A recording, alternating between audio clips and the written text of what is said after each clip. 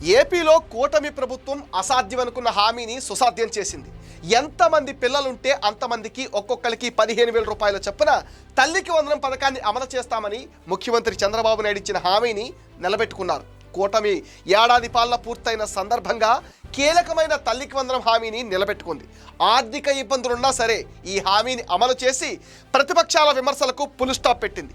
కూటమి ప్రభుత్వం సుమారు 67 లక్షల మంది తల్లులకు తల్లికి వందనం ఇస్తామని తెలియజేశారు. తల్లిదండ్రులు లేని పిల్లలకు గార్డియన్ ఖాతాలో వేస్తామన్నారు.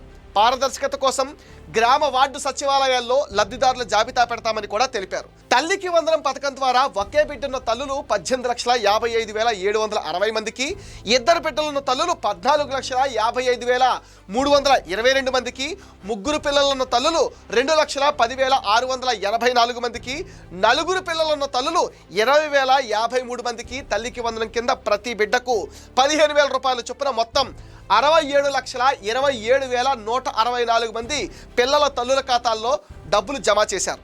ఏపీలో 60% కుటుంబాల్లో ఒకరికంటే ఎక్కువ మంది పిల్లలు ఉన్నారు. వారికి ఈ పథకం వర్తింపచేయటం చారిత్రాత్మక నిర్ణయమనే చెప్పాలి.